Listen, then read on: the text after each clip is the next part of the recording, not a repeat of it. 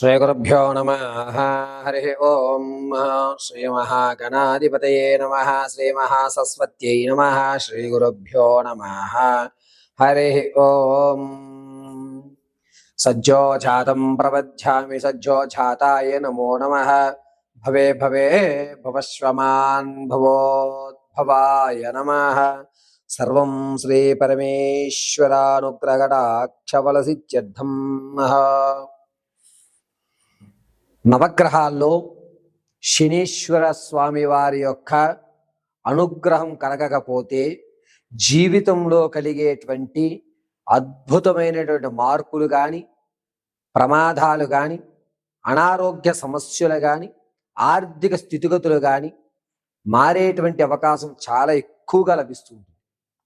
శని ప్రభావం వల్ల ఎప్పుడూ చూడనటువంటి నూతన ప్రదేశంలో శివదర్శనం గావించడం, శని ప్రభావం వల్ల స్థానచలనాలు జరగడం, శనీశ్వరి ప్రభావం వల్ల ఆర్థిక నష్టం కలగడం అనేటువంటివి మనం తరచుగా వింటూ ఉంటాం, చూస్తూ ఉంటాం.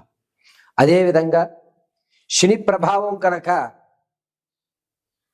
జాతకుడికి ద్వాదశంలో కానీ, అర్ధాష్టమ శని కానీ, షష్టాష్టమ శని కానీ ఉంటే కలిగేటువంటి విపత్తులు, అతను ఎదుర్కొనేటువంటి సమస్యలు అనేకమైన ఉంటాయి.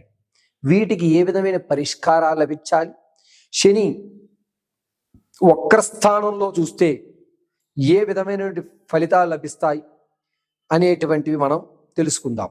మేషరాశి దగ్గర నుంచి మీనరాశి వరకు ద్వాదశ రాశులు వారందరికీ కూడా ఈ శని ప్రభావం వల్ల జరిగేటువంటి ఇబ్బందులు, దాన్ని అధిగమించడానికి పరిష్కారం ఏమిటి అనేటువంటి విషయాన్ని మనం కూలంకషంగా చర్చించుకుని తగు సమస్యకి పరిష్కారాలు కూడా ఈ వీడియోలో మనం చెప్పుకుంటూ ఉంటాం. అంతేకాకుండా షష్టాష్టమంలో, ద్వాదశాష్టమంలో శని ప్రభావం ఈ అక్టోబర్ 10వ తారీఖు వరకు కూడా వక్రీభవించి చూస్తూ ఉండడం వల్ల అనేకమైనటువంటి ఇబ్బందులు ద్వాదశ రాశుల వారు అనుభవించవలసి వస్తుంది. ఈ అనుభవించకుండా శని అనుగ్రహంతో ప్రమాదాలు తప్పిపోయి ఆర్థికంగా నిలబడి మన వ్యవస్థని ఒక మెట్టు ఎదరకు తీసుకువెళ్ళి పరమశివుడి అనుగ్రహంతో ఏ విధమైనటువంటి శాంతి మనం ఇంట్లోనే చేసుకుంటూ శని ప్రభావాన్ని అధిగమించగలుగుతాం అనేటువంటిది ఈ వీడియోస్లో మనం చూద్దాం. శని వక్రీభవన అనేటువంటిది అక్టోబర్ 10వ తారీఖు 2025 వరకు కూడా వక్రీభవించే చూస్తుంటాడు.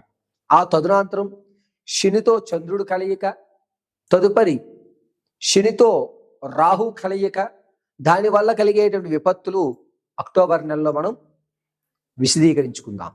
ప్రస్తుతానికి శని వక్రీభవన స్థానం, దానివల్ల ద్వాదశ రాశుల వారికి జరిగేటువంటి ఫలితాలు, ఆ ఫలితాలు శుభసూచికమా అశుభసూచికమా, శుభమైతే ఆ శుభసూచికంలో మనం ఏ విధంగా ప్రవర్తించాలి అనేటువంటి విషయం ఇప్పుడు మీకు వివరించడం జరుగుతుంది. సింహరాశి వారికి అష్టమంలో శనీశ్వరుడు, అందులోనూ శని వక్రీభవిస్తూ వచ్చేటువంటి రోజులు 10వ తారీఖు అక్టోబర్ వరకు కూడా వక్రీస్తూనే చూస్తున్నాడు. అష్టమంలోనూ శనీశ్వరుడు ఉన్నాడు. వీరి వల్ల కాస్త ఇబ్బందిదాయకమైన వాతావరణం. నీ వల్ల మాత్రమే ఏటువంటి పనులు కూడా వేరే వారి సహాయం తీసుకుని పూర్తి చేస్తూ ఉంటారు. ఆ పని మీ వల్లే అవుతుంది, కానీ మీరు ఎవరో ఒకరి సహాయం తీసుకుని ఆ పనిని పూర్తి చేస్తారు. దీనివల్ల ఒక్కొక్కసారి మనం తగ్గినా పర్వాలేదు, పని అవుతూ అనేటువంటిది ముఖ్యం అనేటువంటి ఒక ఆలోచన ధోరణి ఏర్పడుతుంటుంది. ఇక సింహరాశి వారికి శని వక్రీభవిస్తూ కేతువుని నీచయుక్తంలో చూస్తూ ఉండడం వల్ల ఆర్థిక పరంగా తాత ముత్తాతలు ఇచ్చినటువంటి ఆస్తులు ఏవైతే ఉన్నాయో వాటిని అమ్ముకోవడం, తర్వాత జలసాలకి ఎక్కువ అలవాటు పడడం, చెడు వ్యసనాలకి ఎక్కువ ఇంట్రెస్ట్ చూపించడం, తన యొక్క స్థితిని మర్చి దిగువ స్థాయిలోకి వెళ్ళడం అనేటువంటి జరుగుతూ ఉంటుంది. దీనివల్ల ఎలా ఉండేటువంటి ఆయన ఎలా మారుతున్నాడో కదా, ఇతని పరిస్థితి ఇది కాదు కదా, ఎందుకు ఇలా మారిపోయాడో అనేటువంటి భావన చుట్టుపక్కల ఉన్నటువంటి జనాలకి ఏర్పడుతూ ఉంటుంది. శని వక్రీభవిస్తూ చూస్తూ ఉండడం వల్ల సింహరాశిలో వారికి కాస్త ఆలోచన జ్ఞానం తగ్గుతుంది. తగ్గి ఏం కాదులే, ఎవరు చూస్తారు మనల్ని అనేటువంటి భావనలోకి వస్తుంటారు. శరీరం మీద తనకున్నటువంటి ఇంట్రెస్ట్, అంటే అందంగా రెడీ అవ్వాలి లేదా హుందాతనంగా కనబడాలి అనేటువంటి ఇంట్రెస్ట్ కూడా క్షీణిస్తూ ఉంటుంది. పైగా గడ్డానికి సంబంధించి ప్రమాదాలు, అంటే ఈ భాగం అంతా కూడా ప్రమాదం జరిగేటువంటి అవకాశం ఎక్కువగా ఏర్పడుతుంది. అక్టోబర్ 1 నుంచి 10వ తారీఖు వరకు కూడా ముఖంలో ఎక్కడైనా సరే చిన్న గడ్లు పట్టడమో, ఇబ్బంది పట్టడమో, లేకపోతే ఏదైనా తట్టుకుని ముఖం మీద ఘాట్లు పట్టడం అనేటువంటిది లభిస్తూ ఉంటుంది అక్టోబర్ నెలలో. శని వక్రీభవిస్తూ చూస్తూ ఉండడం వల్ల విద్యార్థులకి కాస్త ఇబ్బందిదాయకంగా ఉంటుంది. చదువుని మధ్యలో ఆపేటువంటి అవకాశం ఎక్కువగా కనబడుతుంది. రాజకీయ నాయకుల్లో మాట అనేటువంటి దిగబడిపోతూ ఉంటుంది. ఏమైందో అర్థం కావట్లేదు, నేను ఎందుకని నీరసపోతున్నాను, నేను ఎందుకని చేయలేకపోతున్నాను అనే ఒక సందిగ్ధంలోకి రాజకీయ నాయకులు వచ్చేస్తుంటారు. సినీ, కళ పరిశ్రమల్లోనూ, సాహిత్య సంగీత కార్యక్రమాల్లో ఎవరైతే ఉంటారో రంగాల్లో వారికి మంచి అవకాశం లభిస్తూ ఉంటుంది. అది కూడా సెప్టెంబర్ 11 నుంచి సెప్టెంబర్ 24 వరకు మంచి అవకాశం. ఈ అవకాశం వల్ల మీరు ఉన్నతమైన వ్యక్తులు పక్కకు చేరి ఓకే నిలబడ్డానికి ఒక బేస్మెంట్ ఏర్పడింది అనేటువంటి నిర్ణయం తీసుకుంటుంటారు.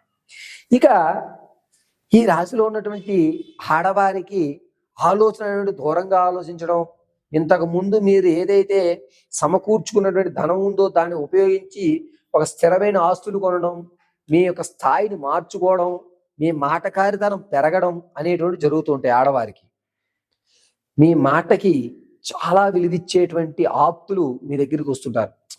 ఏం మాట్లాడతారు, ఆవిడ మాట్లాడింది అంటే పర్ఫెక్ట్ గా మాట్లాడుతుంది, ఆవిడ చెప్పిందంటే కరాఖండిగా చెప్తుంది అనేటువంటి గౌరవమైనటువంటి స్థానం మీకు లభిస్తూ ఉంటుంది. ఇక ఆడవారిలో వ్యాపారం చేయాలని కుతూహలం ఎవరికైతే ఉందో వారు సెప్టెంబర్ 16 నుంచి 28వ తారీఖు వరకు మంచి కాలం. ఆ సమయంలో మీరు ప్రత్యక్షంగా కానీ పరోక్షంగా కానీ మీ ఇష్టం ఎలాగన్నా సరే వ్యాపారం ప్రారంభం చేయండి, మంచి అవకాశం లభిస్తూ ఉంటుంది. విదేశాల్లో ఉన్న వారికి కూడా మిశ్రమైన ఫలితాలు లభిస్తూ ఉంటాయి. ఇబ్బంది పడరు, అలాగని లాభా పడరు, సమతుల్యంగా వెళ్తూ ఉంటారు.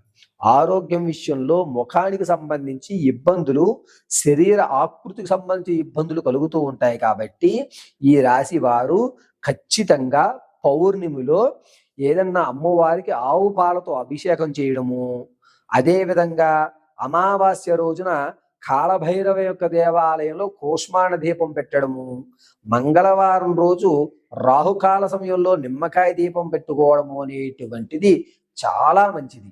ఈ 3 పరిహారాలు చేయడం వల్ల మీ శరీరంలో కానీ ముఖంలో కానీ కలిగేటువంటి ఇబ్బందులు అనేటువంటి తొలగి పరిపూర్ణమైన ఆరోగ్యవంతులు అవుతారు.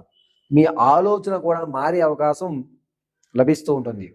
మంగళవారం ఖచ్చితంగా గ్రామదేవత దేవాలయంలో రాహుకాల సమయంలో నిమ్మకాయ దీపాన్ని పెట్టండి. సింహరాశి వారికి మంచి పరిణామాలు అనేటువంటి చోటు చేసుకుంటాయి. నిత్యము కూడా సింహరాశిలో ఉన్నటువంటి వారు నిత్యము అంటే అక్టోబర్ 10వ తారీఖు వరకు కూడా చందనంలో కస్తూరిని కలిపి రోజు వాటర్ రంగరించి నుదుటికి అడ్డంగా ధరించుకుంటే కనుక మీకు అద్భుతమైనటువంటి ఫలితాలు లభిస్తూ ఉంటాయి. ఈ ఫలితాల వల్ల మీరు శనీశ్వరుని యొక్క వక్రీభవన స్థానాన్ని తగ్గుముఖం పెట్టి ఈశ్వరానుగ్రహానికి పాత్రలవుతారు.